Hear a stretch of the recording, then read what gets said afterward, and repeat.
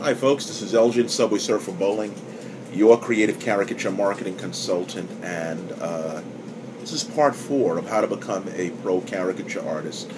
In the first part, I think it was in the first or the second part, I mentioned that one of the things you need to learn how to do is to control your emotions. And after reviewing the tape that I made, the video that I made, I said, well, I'm not really explaining how you do that. I mean, it's one thing for me to tell you, yeah, control your emotions, and I imagine, most of you are saying, well, yeah, okay, I understand why you need to do that, but how do you do that? And so I'm going to tell you a couple of methods that I use that help me to do that. Realize this, folks. A party is a noisy, screaming, random event.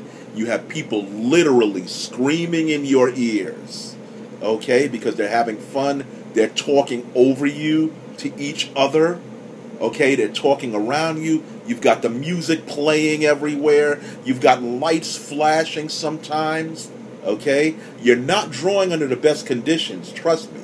The best conditions would be a quiet room with a great overhead lighting up your subjects so that they don't get these annoying shadows on their face. But that's not going to happen. Plus, you have kids running around. You have people, I swear, tugging on your clothes sometime, telling you don't draw me with a big nose, giving you orders on how to draw them, what not to do. People reaching for your markers on the table, maybe sometimes knocking, I'm telling you, this happens, knocking over your supplies sometimes by accident, kids trying to grab for your paper, they have all of this going on, and you have to maintain your control. Here's how you do it. When the person sits down, when they're walking over to sit down on your stand, what you have to do is focus on that person only. I don't care if an atom bomb is going off in back of you. What you have to do is focus on that person. With practice, I can guarantee you that that person will become the only person in your universe. I want you, when you're drawing a person, to be quiet inside. Calm down. And focus on their face. You focus on their face as they're sitting down. When they sit down, you just kind of look at them for a couple of seconds. Just look at them. Doing this, I'm telling you, doing it this way at first will focus you. It will center you. When they sit down, just kind of look at them. Okay? And then start drawing. As you're drawing, ask yourself these questions. What celebrity do they look most like? Because sometimes people look like your favorite celebrity. What celebrity do they look like? What type of animal do they mostly resemble? What's the one thing on their face that jumps out at me? Do they have large eyes? Do they have a big nose? Are their eyes far apart, on their face? What's the longest part of their face? What's the shortest part of their face? Okay? Start asking yourself internally questions about their face. Here's exactly what I do. And I've done it so much that I do this unconsciously. On every face, there are 3 things that I always look at. I look at the relationship between the eyebrow and the top of the hairline. Even if the person is bald, you can see the hairline. Now, looking at this relationships, it's going to be either tall, long, short, or medium. Okay? When you realize what the relationship is, you're going to have the exaggeration for the forehead. On some people it will be longer, on some people it will be shorter. If it's long, make it a little longer.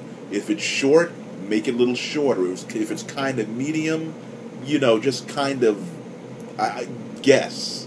The next relationship I look at is the relationship between the nose here and the top lip. On some people, it's going to be a long distance from the nose to the top lip. If it's long, make it longer. If it's short, make it shorter. If it's about average, kind of guess. The third relationship is between the bottom lip and the chin. Again, if it's long, make it longer. If it's short, make it shorter.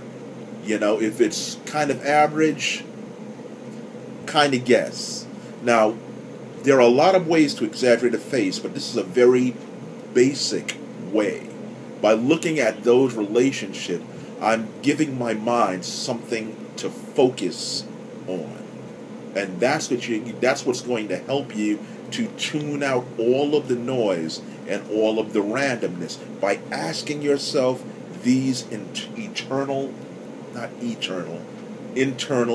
questions. Okay? So the only voice you really should be listening to is the voice inside your own head asking you questions. Also ask yourself questions like this. What kind of shape is the face? Is it kind of a egg shape? Is it kind of a box-headed shape? Is it kind of like, like a triangle, like a reverse triangle, a pizza shape? Ask yourself questions like this. And when you're asking yourself questions, your mind is going to work on these answers. Now, it takes a long time. It takes longer, actually, for me to explain this to you than it's going to take when you're actually sitting down there drawing. But trust me, this method does work. And if you it's going to be difficult at first because it's going to be unfamiliar to you. But if you keep at it, you're going to be doing this unconsciously, on some level. Okay? Now, there are a lot of other tricks that I use to tune out the noise, and I will discuss that in later videos. But this is definitely one method that I use that works. Okay?